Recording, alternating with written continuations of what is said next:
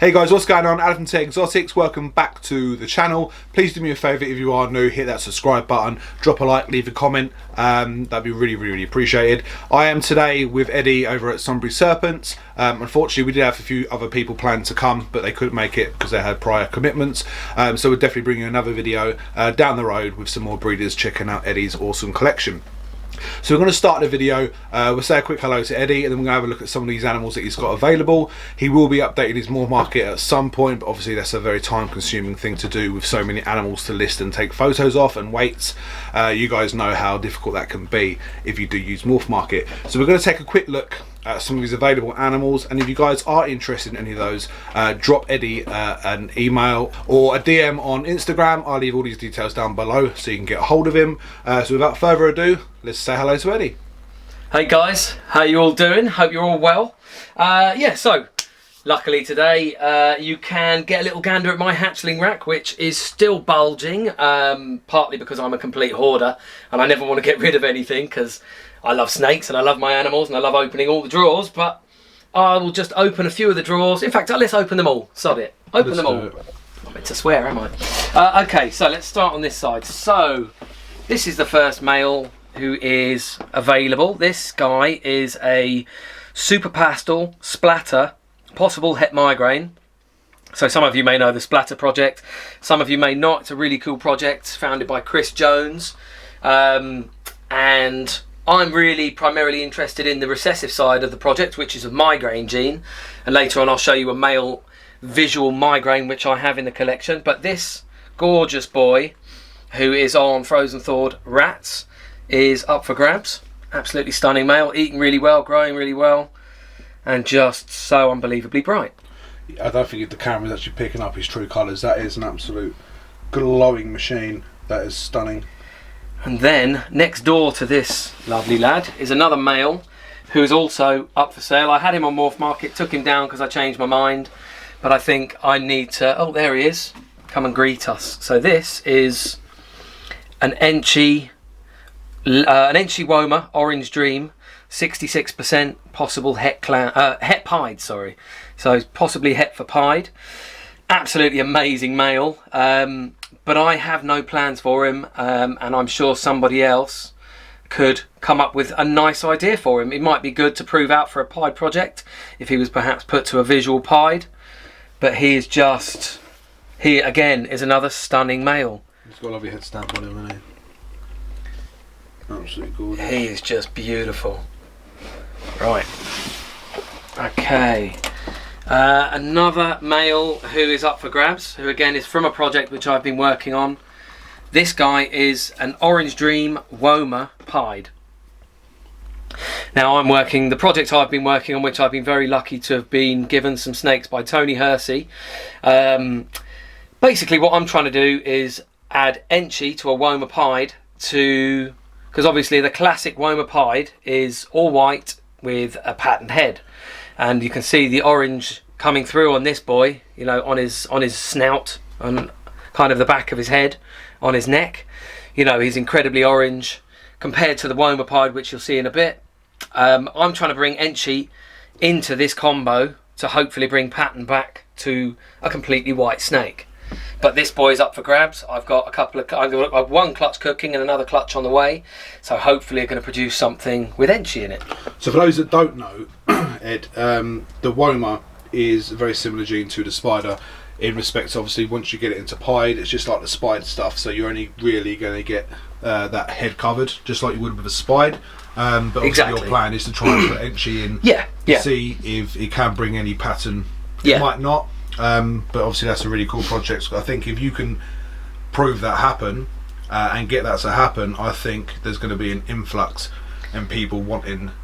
I think it's just stuff, and it's the, again, it goes back to that kind of thing which I think we touched on over at Neighbours Constrictors, with the working on projects, keeping the project going and trying something new and not just going. I mean, I am guilty of seeing a gene and buying a gene and wanting to add more to the collection.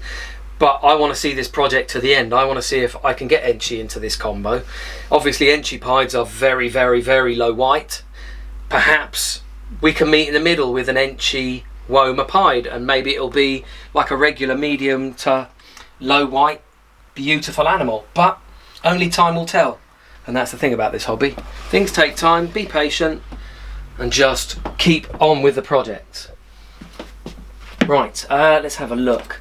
We might as well have a look at a couple of other nice males. So these two are obviously keepers. This male on this side is an Orange Dream, Disco, Het Russo, Yellow Belly. So he's a little powerhouse. Stunning male. He's been locked up with a couple of snakes so far this season, but he's not a big boy, so I've bred him very lightly, but he's absolutely stunning. He's just beautiful. I love Orange Dream. I love what it does. And Disco as well is a very underrated gene. This guy you might have seen on my Instagram. This boy I got from Crystal Palace Reptiles. He is a banana leopard pastel bongo, and he is a female maker as well. So with any luck, next season I'll be producing some bongo het clowns, some bongo lace, that sort of thing. I've got a few quite cool plans for him. I'd love to get him into my DG project as well. And he's trying to escape. He's put on some good size since the last time. He's put on some. He's a fantastic feeder. I don't give him big meals, but he's growing steadily. I'm not going to push him. If he's not ready next year, he's not ready next year. But you know, when he's ready, he's ready. I think he'll be ready. He'll be more ready for next year. Stunning lad. Okay, now these two are also available. So in here we have both males. This is a GHI Yellow Belly. Now the camera might pick it up, I bet it does, maybe it doesn't, but this thing is like golden saddle, where the alien heads join up over the saddle. It's just stunning. He's obviously a really good size. He'll easily be ready for next year for anybody who wants to produce or put GHI or Yellow Belly into any projects. So he's a stunning male. And this one is I think he's just a leopard. He came from my leopard hidden gene wormer Malum het pied male, who went to a het pied female. Didn't prove him out to be het pied, but he's a lovely boy. So he, I think, is already on my morph market. And again, leopard is another gene you want to have in all your collections.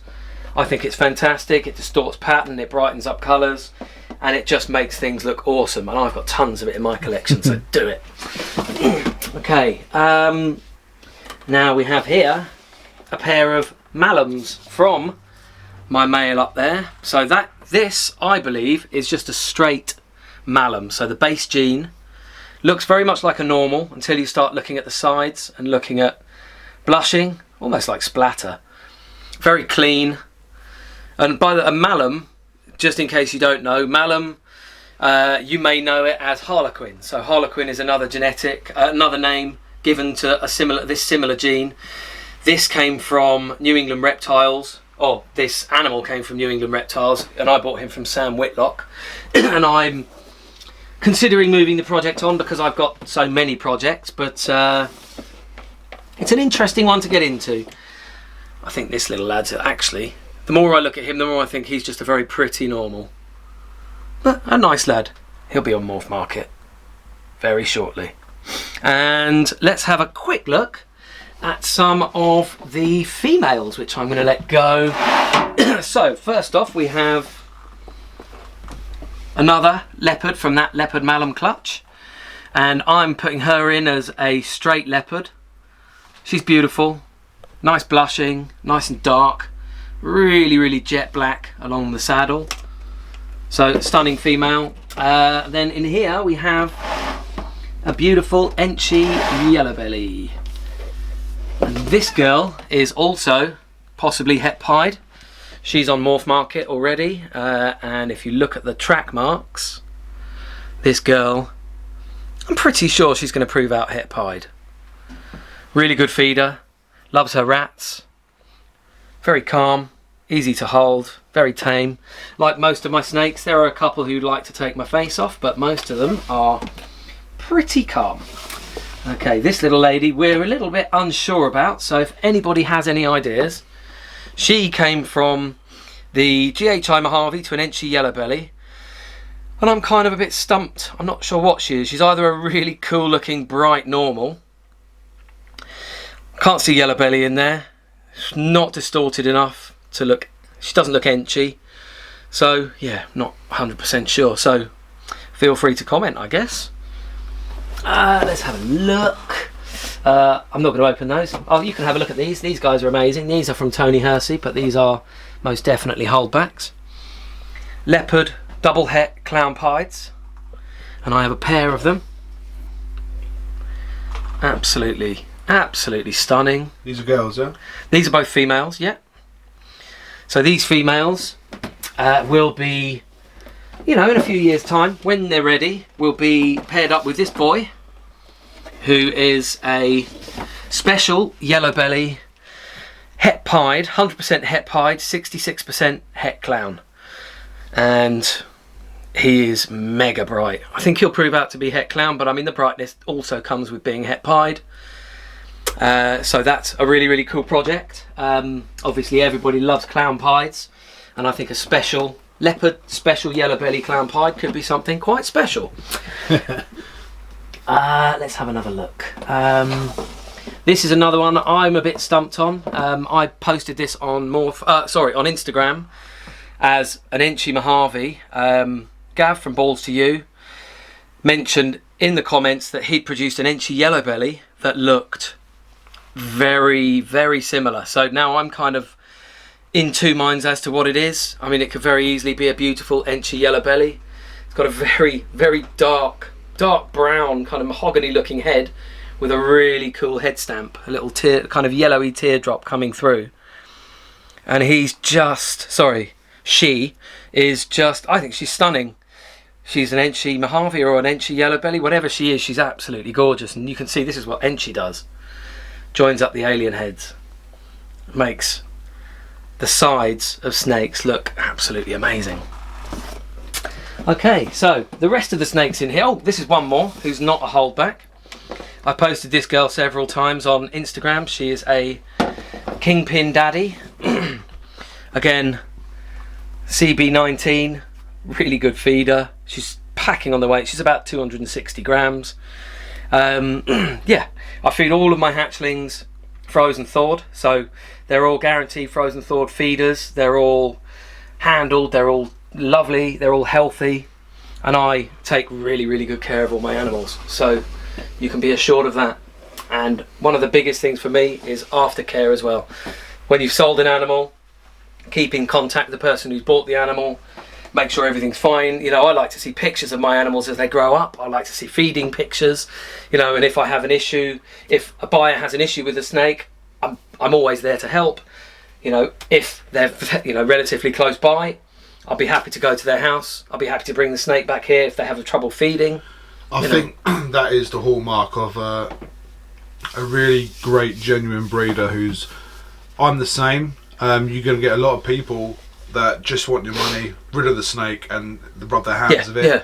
But when you got people like Eddie, guys, that and he's on camera saying it, so you can hold it against him. Yep. 100%. Yeah. So when you're offering aftercare, I think that really goes a long way with customers, because they know if they have any trouble, they have any problems, you're not gonna slam the door in their face. You're gonna want to help them, and I think that shows the quality of a true breeder. And we need more people just like that. So if you've got a breeder that's willing to offer their help beyond the aftercare, the after sales part, that's a breeder you want to do business with, guys. Absolutely. So what you got there? I pulled this female out, who I bought from Darren Stairs. I just thought you should have a look. She is a leopard clown, possibly vanilla. I was just saying to Adam, when I bought her, she was like a puppy. She was lovely. She was calm. Great feeder, as you can see. She eats really well. But all of a sudden, she just wants to tag me every time I take her out of the tub. Constantly flicking, constantly looking for something to bite. And yeah, I like taking all my snakes out, getting them all out, and kind of, so you can see she's a bit jittery. But she's a stunning animal. This is one of the holdbacks. I'm hopefully going to be putting the banana leopard pastel bongo to this girl in a year or two. I mean, she's a kilo basically, so she's probably got another year and a half, maybe two.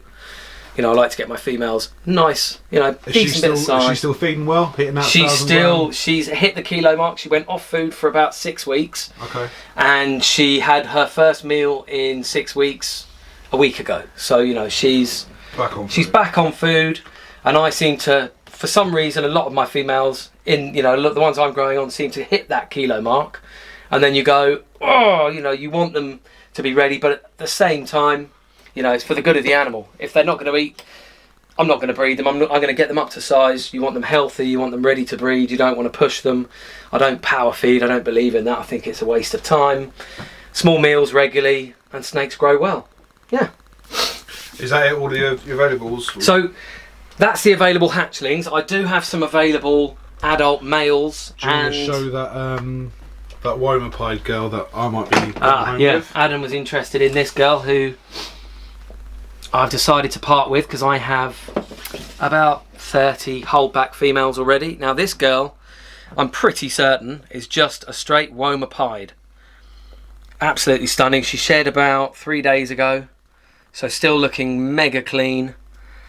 And I just think it's such, you know, Woma's so underrated, and I think if you can have a go at this project as well, I'd love to see other people trying this project. So, you know, if this was to go to my buddy Adam, you know, perhaps he would put a really cool snake to it that might also add some pattern. You know, Enchi we know works well with pied. Gives you something to really think about projects like this, which is what, you know, has attracted me to acquiring this little stunner. It's about thinking outside the box a lot of the time. I think what you've got to do is you've got to, and I'm not an expert on genetics, I've just, you know, I've learned and tried to teach myself, and I've learned from other good breeders like yourself and other friends in the hobby about genetics, about genes, about how they work, and how they, you know, they might enhance another gene. And it's kind of, this is part of one of the biggest parts for me, is what you're doing is you're playing around with genetics and you're trying to make these combinations, and if they work, they work. If not, you try them a following season or the season after that, and you persevere, because there's an end goal to all these things. It's not, you know, I'm not in this for the money. I'm in this because I love this hobby and I love my animals and I love producing amazing things. And it's kind of, and that's one of the things I think a lot of people do. A lot of people, and I'm guilty, as I said before, of jumping around and seeing a project and jumping on that and then forgetting another project. And I think if you just stick to the projects, and I've really kind of made it a decision recently of pushing through on loads of my projects and just sticking to them, releasing a few, because I have got about 7 different projects on, and I am limited to space, as you can see by this little room. But yeah, stick to your projects, guys, and you will realise your dreams of producing amazing things, amazing combos, and filling your racks with pure quality, which is what I want to do. There you go, guys. There's a few of some awesome animals that Eddie's got available. Remember, if you are interested in anything, I'll leave the details down below and you can hit Eddie up with some queries if you want to know prices, weights and things like that. And it'll also help you out if you want to know, you know, sort of project ideas for that particular animal. I'm sure you can. Absolutely, yeah. Happy to help in any way I possibly can. I'm always here. Always drop me a DM, send me a message. Don't forget, you've got that after sales part as well. So Eddie, even after, you know, he sold the animal to you, you know, he's always going to be there at the end of a message or end of a phone, helping you guys with any queries that you might have with that animal. So guys, thanks for watching. It's been a fantastic sort of day coming in to spend some time with you, Ed, once again. Lovely to have you. Pity some of the other guys couldn't come down, they couldn't make it, but we'll definitely have to reschedule a time for everyone to come down. But we might have to make it a few, not too many people, because we'd all be outside. Exactly, yeah, we'll stand in a line. But you know, having said that, you have got some great plans to upgrade the room with some new racks, just to try and utilise the space you've got and trying to create some more space. So obviously once you've done that, we'll definitely come down again and shoot another video for you guys. But if you haven't already subscribed to Eddie, please do that. Again, I'll leave his link down below. I'm sure he'll really appreciate that, and give him a follow on Instagram also if you haven't done already. So guys, again, thanks for watching. Your support means the absolute world. Stay safe, and I'll see you soon.